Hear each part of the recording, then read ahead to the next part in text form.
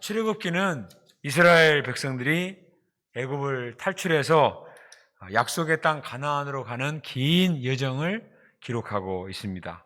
말 그대로 출애굽기는 출애굽기, 애굽을 탈출하는 기록이죠. 엑소더스, 출애굽기.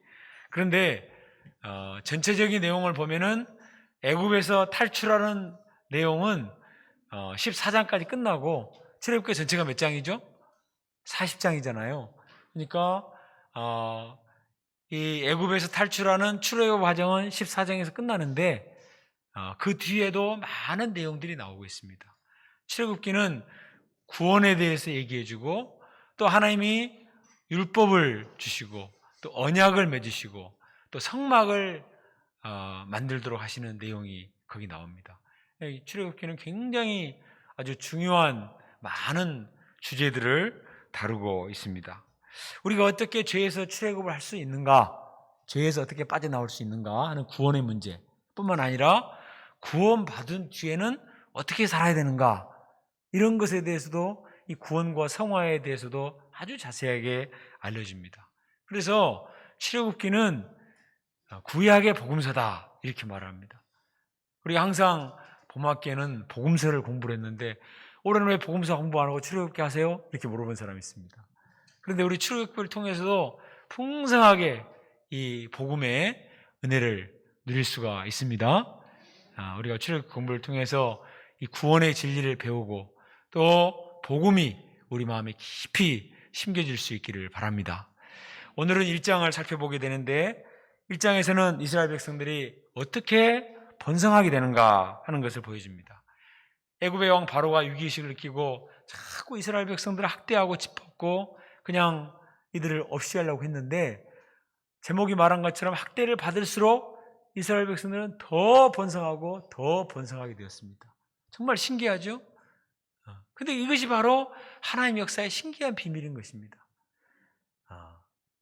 하나님의 역사는 오히려 평안하고 좋으면 오히려 느슨해지고 사람들이 안일해지는데 오히려 학대와 핍박과 시련과 고난이 많으면 많을수록 더 하나님의 역사가 활발하게 일어나는 거예요. 어떻게 이런 역설적인 그 진리가 적용이 되는가?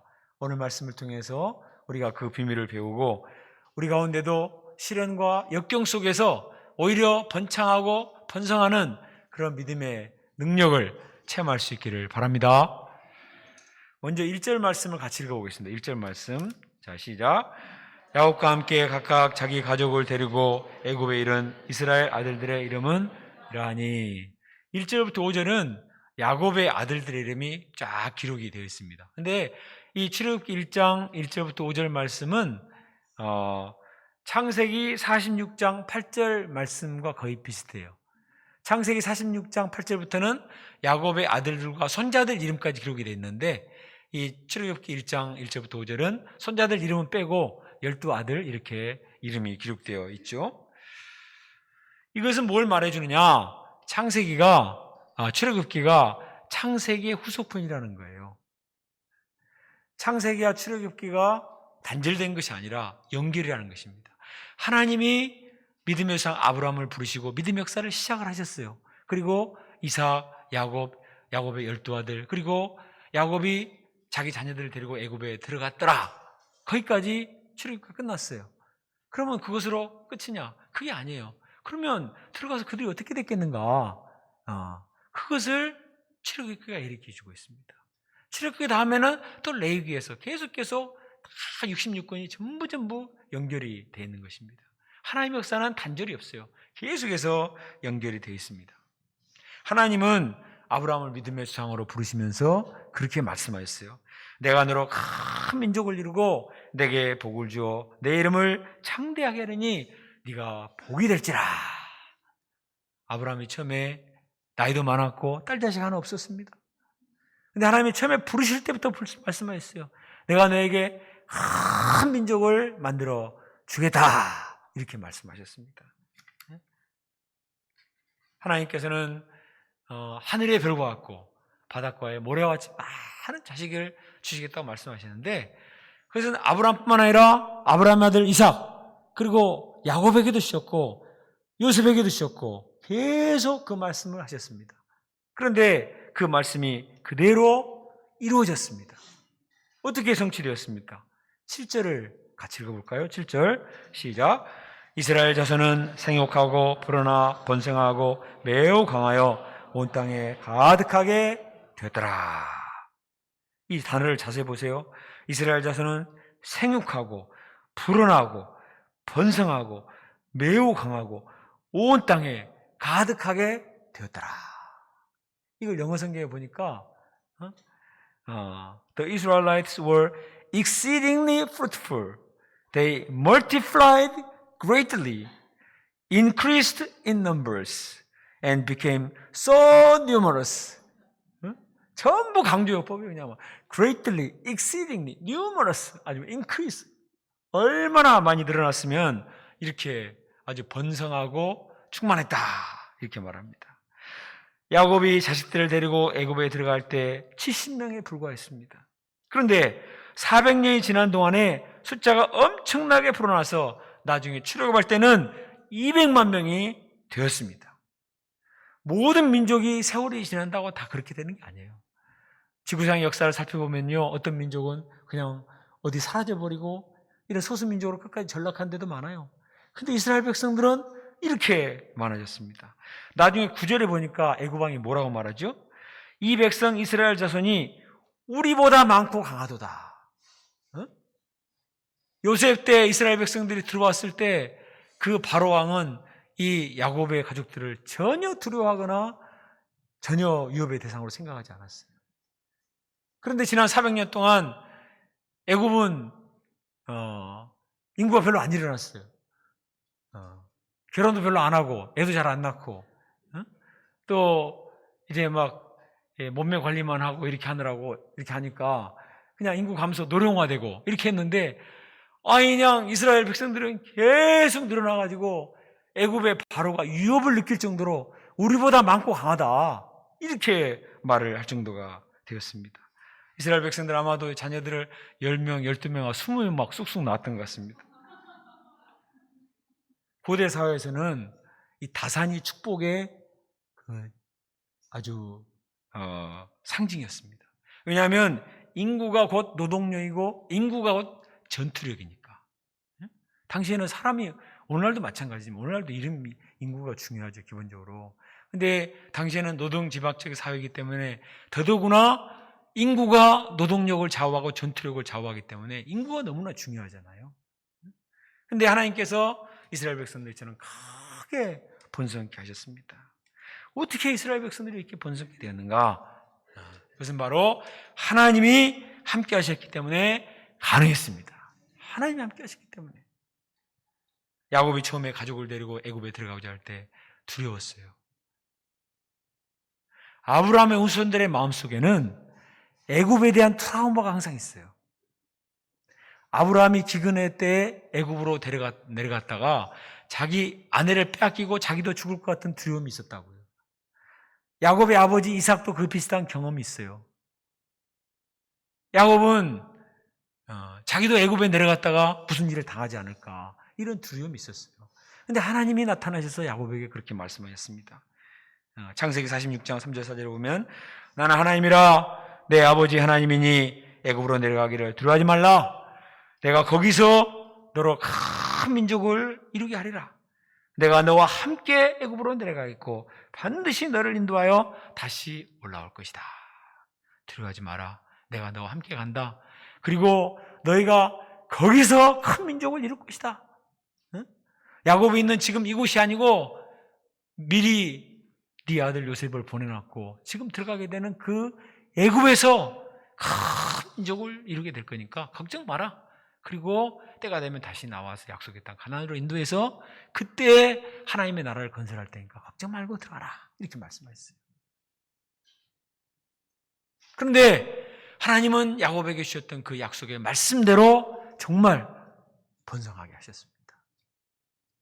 1대 조상 아브라함이나 2대 조상 이삭이나 3대 조상 야곱에게 주셨던 그 약속의 말씀이 그대로 성취가 되었어요.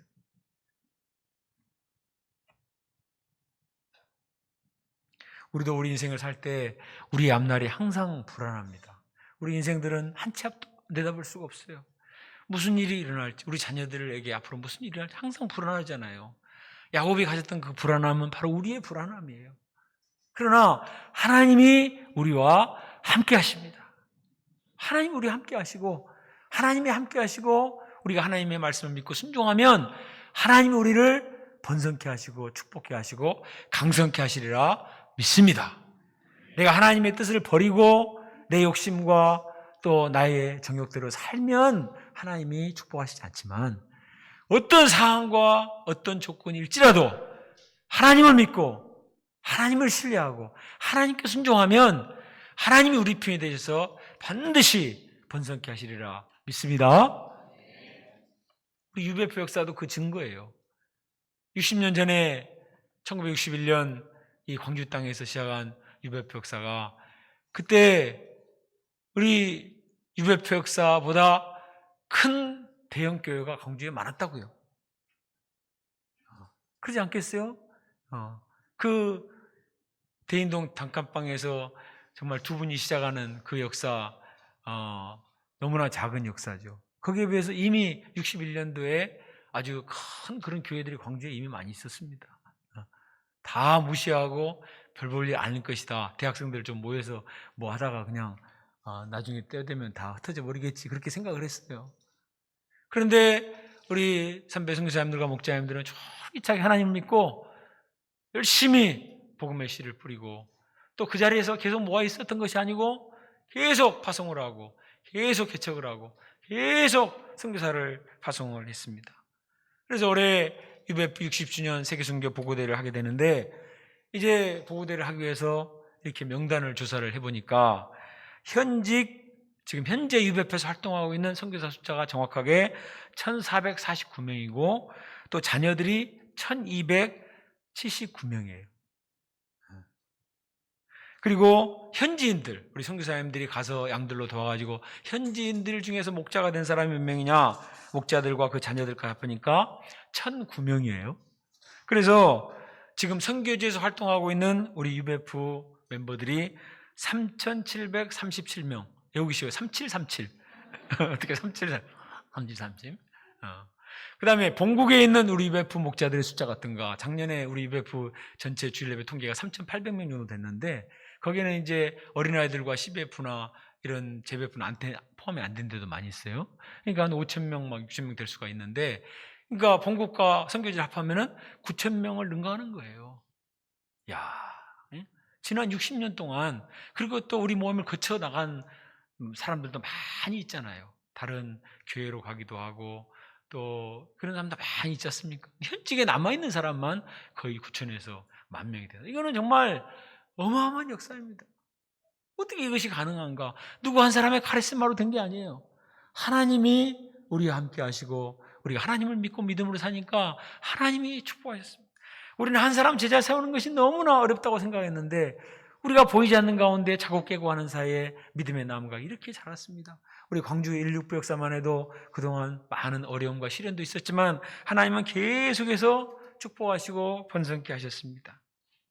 우리는 줄기차게 선교사를 파송했습니다. 작년에도 캐나다에도 보내고 남아공에도 보내고 전주센터에도 파송하고 또 이제 대전센터에도 파송을 하고 했지 않습니까? 근데 하나님께서는 또 새로운 양과 새로운 믿음의 사람들을 또 보내주셨어요. 그래서 제가 메시지 쓰면서 우리 2세들이 몇 명이 되는가 재배품 밑으로 이렇게 세보니까 60, 70명 정도가 돼요. 65명이라고 제게 보고가 들어왔는데 아마 올해는 70명이 되리라 믿습니다. 야곱이 데리고 간 70명 숫자가 되리라 믿습니다. 앞으로 갈수록 더 번성해서 정말 전 세계 5대양 6대에 나가서 하나님의 복음을 증거하는 이런 번성한 강대케 되는 하나님의 역사를 반드시 이루시리라 믿습니다. 60년 전에 저렇게 이삼일 형사님과 배사라 형사님 두 분이 시작한 정말 작은 믿음의 역사였지만 하나님의 말씀을 믿고 하나님을 의지해서 복음 역사를 이루니까 하나님이 번성케 하신 것입니다. 우리 가정과 또 우리 교회를 통해서 우리 모임을 통해서 앞으로 이루실 하나님의 역사를 기대하며 소망하며 솔깃하게 복음의 씨를 뿌려야 되겠습니다. 8절을 보겠습니다. 이렇게 번성케 되는 이스라엘 역사를 보고 또 사단이 가만히 있지 않고 시기를 했습니다. 요셉을 알지 못하는 새 왕이 일어나서 애굽을 다스리게 되는데 그는 이스라엘 백성들을 유업의 대상으로 보았어요. 우리 8절과 9절과 10절 말씀을 함께 읽어보겠습니다. 9절과 10절 시작.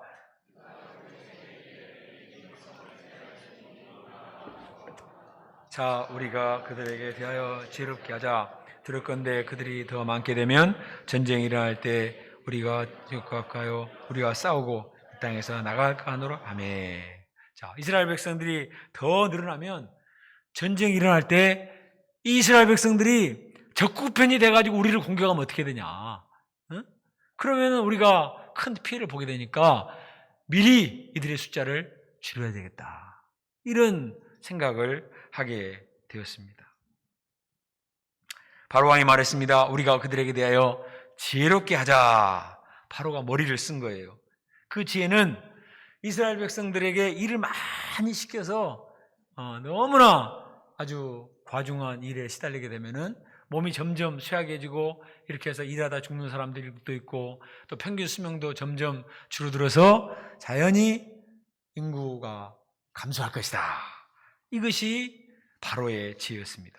그러나 그의 지혜의 결과가 무엇인가? 12절을 읽어볼까요? 12절 시작. 그러나 학대를 받을수록 더욱 번성하여 퍼져나가니 애굽 사람이 이스라엘 자손으로 말미암아 근심하여. 이스라엘 백성들 어떻게 된 게 일을 더 많이 시키고 학대를 더 하는데 더 번성하고 더 퍼져나갔습니다. 애굽의 지혜대로 하면 분명히 이스라엘 백성들이 고동노동 때문에 힘이 약화되어서 숫자가 줄어드는데 오히려 반대 현상이 일어난 것입니다. 힘든 노동을 일하다 보니까 이스라엘 백성들은 막 이두박근, 삼두박근이 생기고 쪼꼬로 백근이 복근이 막 생겨가지고 힘이 더 막 세서 생산 능력이 더 많아지고 더 번성하고 더 아주 부지런하게 되고 그렇게 된 거예요. 자녀들 더 많이 나왔습니다. 아니 바로는 이스라엘 백성들 체력 훈련을 시켜준 것에 불과했어요. 인간의 지혜가 얼마나 하나님 앞에 정말 허망한 것인가. 잠언 21장 30절에 보니까 악인은 지혜로도 못하고 명철로도 못하고 모략으로도 여호와를 당하지 못하느니라. 응? 지혜로도 명철로도 모략으로도 결코 하나님을 당하지 못한다는 거예요. 응? 바로의 지혜가 어떤 지혜입니까? 당시에 세계 7대 불가사인 피라미드를 만든 지혜예요. 세계 최강의 지혜. 세계의 최고의 엘리트들을 모아서 어떻게 이 사태를 해결할 것인가 머리를 쓰고 써서 만들어낸 그 정책인데 반대의 결과가 나와버렸어요. 오히려 이스라엘 백성들을 더 번성케 해주는 결과를 만들어내고 말았습니다.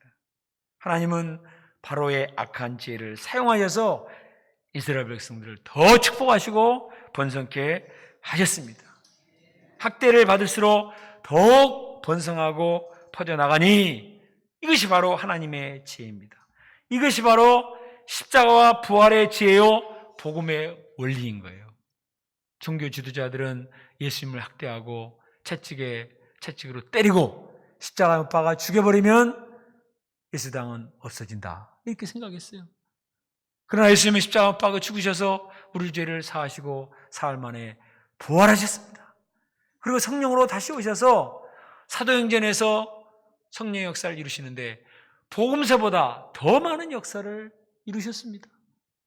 사도들은 핍박과 학대와 시련 속에서 쫓겨다니고 숨어다니고 약해지는 것 같았지만 오히려 믿음이 더 담대해져서 사도행전에서 놀라운 부흥의 역사를 이루었지 않습니까?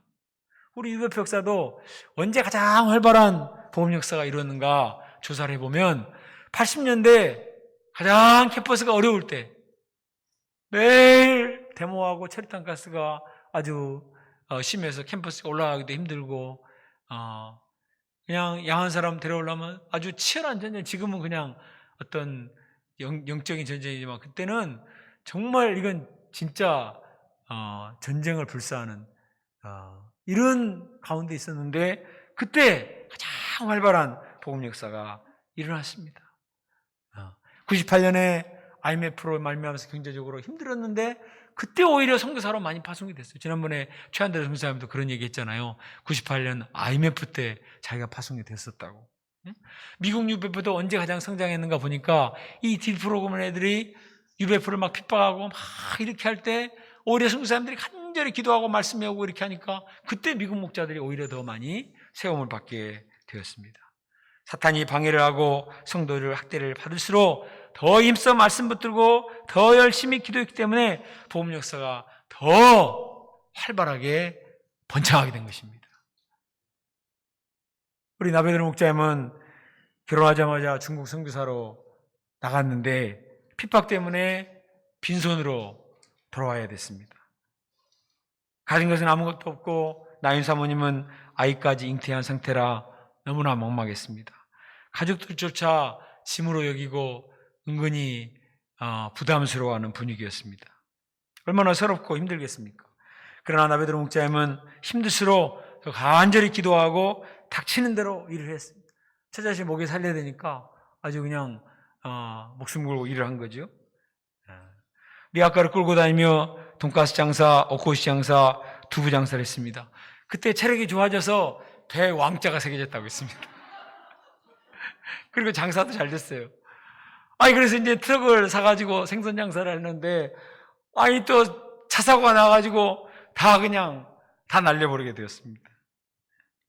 근데 이때 조 엔젤라 사모님이 임용고시가 생겼으니까 도전을 해보라고. 대학을 졸업한 지가 오래되고 준비도 전혀 없었는데, 이걸 합격을 해서 자립을 했다 생각하고 그냥 화장실 가는 시간만 빼고 아주 죽기 살기로 공부를 했는데 합격을 했어요. 그래가지고 전라북도 남원에 교사 임용을 받았습니다. 그런데 또 가게 가보니까 그 선배 선생님이 또 학대를 하는 거예요.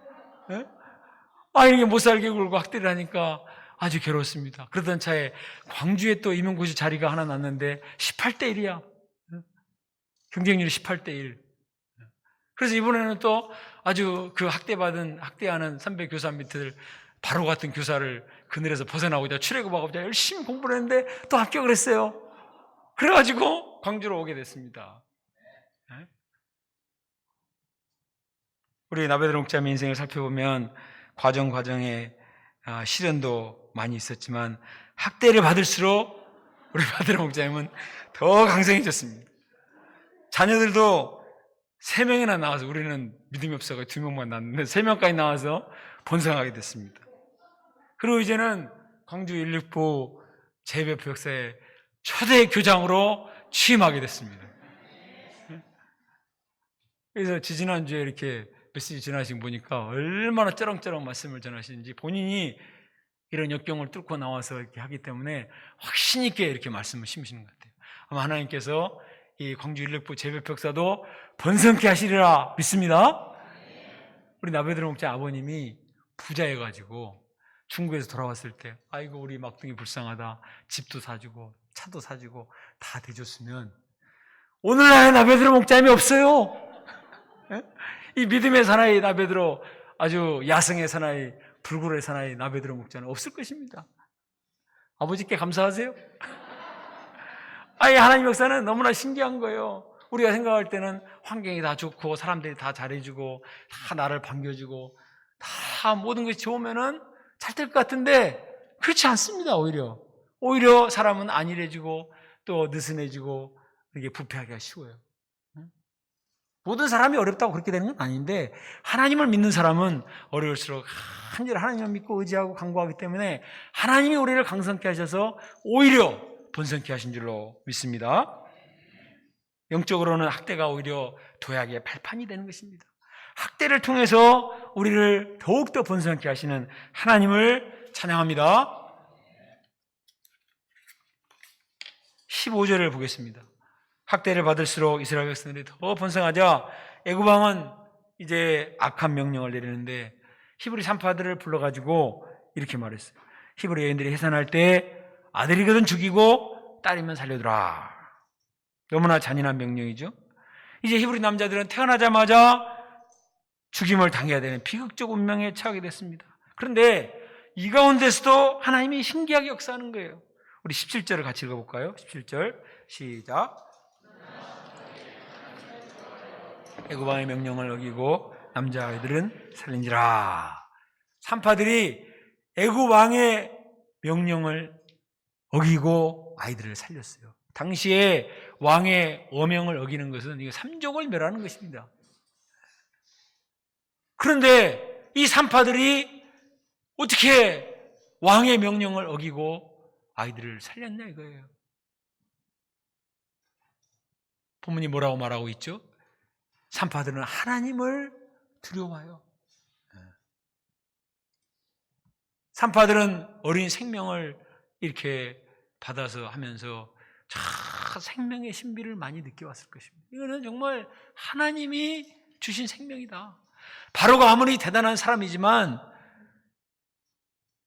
이 생명은 하나님의 영역인데 내가 이런 자식들을 죽일 수 있는가? 내가 그렇게 할 수 없다. 하나님을 두려웠기 때문에 그 아이들을 죽이지 않았습니다.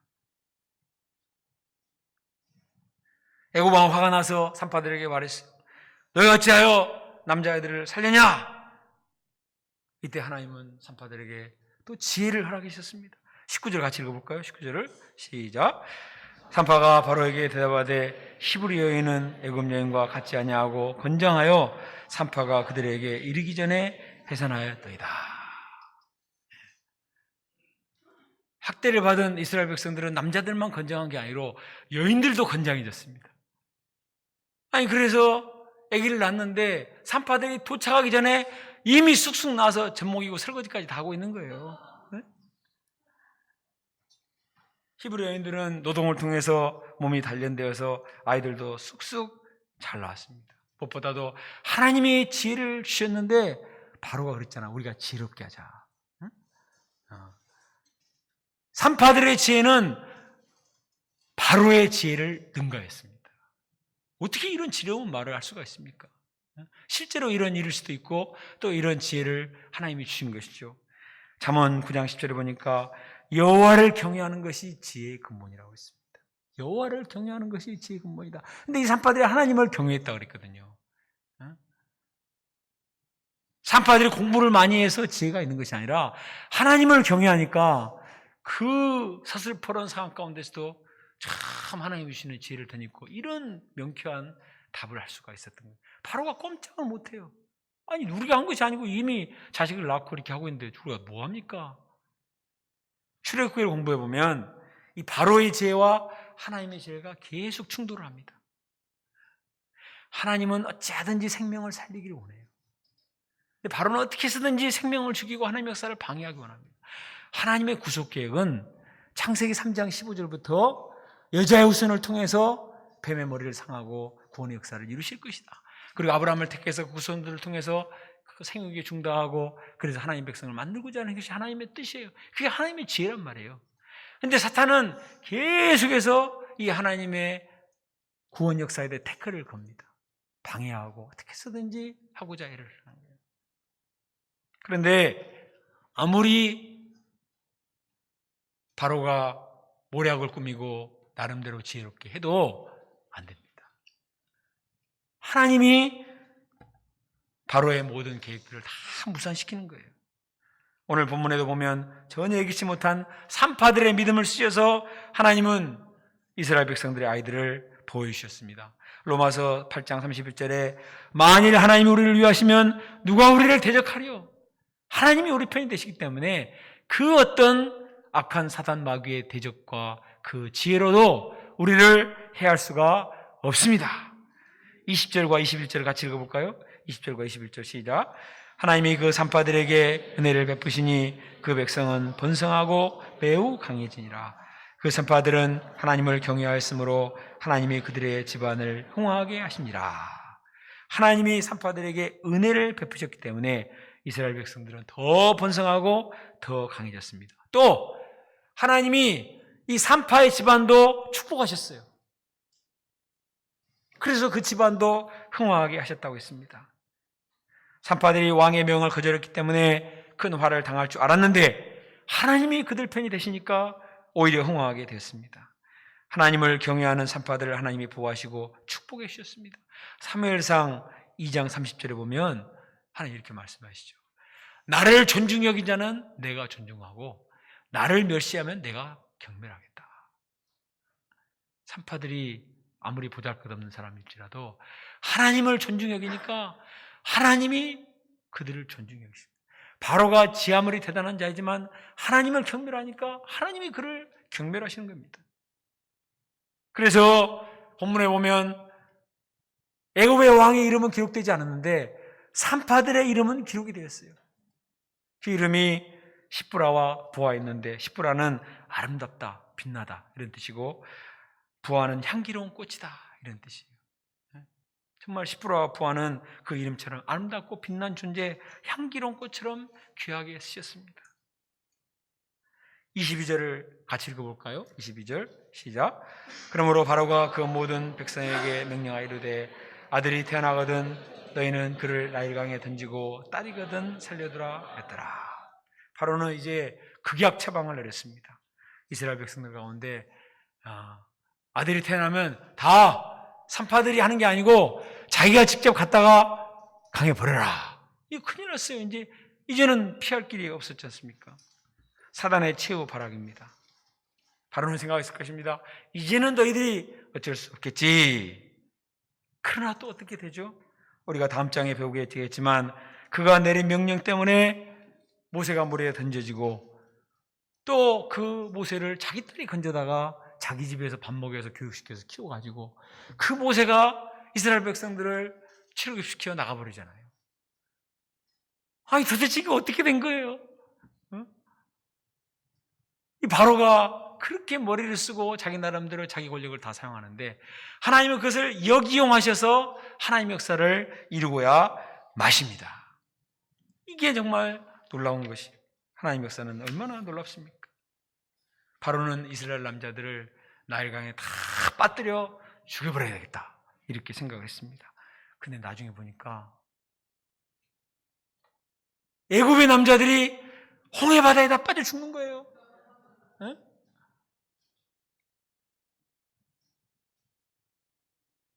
바로는 이스라엘의 아들들을 다 죽여야 되겠다 이렇게 계략을 꾸몄는데 나중에 장자 사건 때 자기 아들이 죽었습니다. 그렇게 될지 누가 알았어요?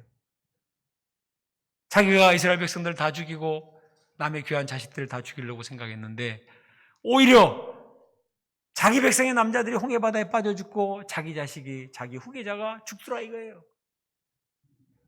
이것이 바로 하나님의 역사입니다. 아무리 사단 마귀가 별의별 모략을 꾸미고 곤모술수를 꾸며도 다니엘 세도가 배웠잖아요. 적그리스도가 아무리 그래서 처음에는 성공하는 것처럼 보이는데 나중에 보면 순간에 망하는 거예요. 하나님이 그냥 순간에 홍해바다에 다 수장시키시고 순간에 애굽의 모든 장자들을 다 죽여버리고 하나님께서 함께 하신 자에게 은혜를 주십니다. 고린도전서 1장 19, 20절에 내가 지혜 있는 자의 지혜를 멸하고 총명한 자들의 총명을 피하리라 했으니 지혜 있는 자가 어디 있느냐? 선비가 어디 있느냐? 이 세대의 변론가가 어디 있느냐? 하나님께서 이 세상의 지혜를 미련하게 하신 것이 아니냐? 인간의 지혜는 하나님 앞에 아무것도 아닙니다. 애고방은 16절과 22절에서 두 번이나 이렇게 말했습니다. 아들이면 죽이고 딸은 살려두라. 아들만 무서웠어요. 아들은 나중에 전쟁할 때 그들이 군사가 될 수 있고 딸은 살려두면 생산과 노동력의 그 조건이 되기 때문에 딸들은 살려두라. 그러나 바로는 딸이 얼마나 무서운지 몰랐어요. 딸이 얼마나 엄청난 영향력을 발휘하는지 간과했습니다. 오늘 1장에 나오는 산파들로 다 딸들, 여인들이었습니다. 2장에 보면 모세가 장성했을 때 모세가 강물에 던져지려고 했을 때 갈대산자에 넣어서 떼보낸 사람이 모세의 아버지가 아니고 모세의 어머니 요게벳이었어요. 그리고 그 모세를 건진 사람도 바로의 딸이었습니다. 그리고 그때 딱 나타나가지고 그 모세의 유모를 이렇게 추천을 해가지고 모세가 자기 생모의 젖을 먹고 자라도록 한 사람이 모세의 누나 미리암이었어요. 다 딸들이었습니다. 이스라엘 백성들 가나안 정탐할 때 정탐꾼을 꾸며준 사람도 숨겨준 사람도 여리고의 기생 라합 딸이었습니다. 바로는 여인들을 무시했지만 하나님은 그 여인들을 사용하셔서 하나님의 구원 역사에 귀하게 쓰였습니다. 이것 또한 하나님의 지혜인 것입니다. 바로가 전혀 생각지 못한 하나님의 지혜인 거예요. 이 상황을 볼 때 바로의 지혜가 얼마나 어리석은가. 하나님을 대적하여 높아진 사상이나 사람은 반드시 망할 수밖에 없습니다. 그러나 아무리 약할지라도 하나님을 믿고 하나님을 의지하며 사는 사람은 하나님이 들어주시고 구원 역사에 축복하시리라 믿습니다. 그러나 실제로 우리가 인생을 살아가고 믿음으로 살고자 할 때 정말 고민될 때가 많이 있어요. 바로는 눈앞에 보이지만 하나님은 눈에 보이지 않아요. 바로의 명령은 즉각적으로 우리에게 피해를 주지만 하나님의 말씀은 너무나 막연하게 느껴질 때가 있습니다. 그래서 정말 내가 하나님 말씀을 믿고 살아야 되는가? 이 무서운 바로에게 순복해야 되는 것이 아닌가? 이런 생각이 들 때가 있습니다. 하나님은 무관심하시고 나에게 침묵하신 것처럼 느껴질 때가 많이 있습니다. 그러나 오늘 본문이 가르쳐주는 바가 무엇입니까? 하나님은 분명히 살아계십니다. 하나님께서 악한 자들의 모든 묘락을 파시고 하나님은 약속하신 말을 반드시 성취하십니다. 우리가 이 하나님을 믿어야 되겠습니다. 하나님을 믿고 끝까지 인내하며 믿음의 길을 가면 반드시 하나님께서 우리에게 승리를 주시는 때가 있으리라 믿습니다. 또 한 가지 우리가 오늘 본문을 통해서 배우는 것은 이 시대의 이 산파들이 얼마나 중요한가. 바로 아무리 죽이고자 했지만 산파들이 생명을 구원한 것처럼 하나님이 저는 우리 목자님들을 이 시대에 영적인 산파들로 부르셨다고 생각이 돼요. 사탄은 항상 이런 영혼들을 죽이고자 합니다. 오늘날 젊은 영혼들을 죄의 바다에 그냥 퍼뜨려서 다 죽이고자 하는 것이 오늘날 사탄의 문화예요. 누가 이들을 보호하고 살릴 수 있는가? 하나님께서는 우리를 이 시대에 성경 선생이요 영적인 산파들로 불러주셨습니다. 우리가 본문에 이 산파들과 같이 믿음을 가지고 이 젊은 영혼들을 참 구원하고 살리고 지키는 일을 감당을 해야 되겠습니다. 우리 이다혜 목자님이 지난 7년 동안 김욱동 형제 한 사람을 인내하며 도왔을 때 이제는 욱동 목자가 성장하여서 다른 사람을 돕고 섬겨주는 목자가 되었습니다. 야, 이게 정말 기대하기 어려운 일이었는데 하나님이 이렇게 하신 거예요. 우리 김수환 사모님이 이면지 목자 한 사람을 10년 넘게 인내하며 사랑하며 도왔을 때 이제는 연재 목자님이 재배포 역사 환경을 섬기는데 없어서는 안 될 기둥 같은 목자가 되었습니다. 우리 신사라 사모님과 기수 목자님이 남은혜 목자를 오랫동안 베이비시팅하며 도왔을 때 이제는 은혜 목자가 전대유배포의 회장이요 또 재배포 후배들을 참 어미의 마음으로 품고 또 돕는 이런 어엿한 목자로 성장해 가는 것을 봅니다. 얼마나 놀라운 역사입니까? 하나님이처럼 하나님을 경외하는 우리 목자님들의 믿음과 헌신과 기도를 축복하십니다. 오늘 1장 말씀에 이 산파들의 이름이 기록된 것처럼 하나님께서는 우리의 생명책을 우리의 이름을 주님의 생명책에 기록하시고 반드시 우리를 흥황하게 하시고 우리를 통해서 구원의 역사를 이루시리라 믿습니다. 올해도 분명히 사단 마귀가 바로와 같이 어떻게 해서든 젊은 영혼들을 그냥 죽이고자 여러모로 할 것입니다. 그러나 우리가 속수무책으로 있을 것이 아니라 우리가 본문의 산파들과 같이 정말 하나님을 경외함으로 하나님을 사랑함으로 하나님이 우리에게 맡기신 목자의 직분 또 영적 산파의 직분을 잘 감당할 때 하나님께서 우리를 통해서 이 시대에 죽을 수밖에 없는 젊은 영혼들을 살려내고 이들을 통해서 새로운 출애굽의 역사를 이루실 줄로 믿습니다. 우리가 이 하나님의 소망과 하나님의 살아계심과 역사하심을 믿고 묵묵히 말씀 붙들고 믿음으로 살아서 주님의 영광을 보고 번성케 되는 2021년이 될 수 있기를 주님의 이름으로 축원합니다.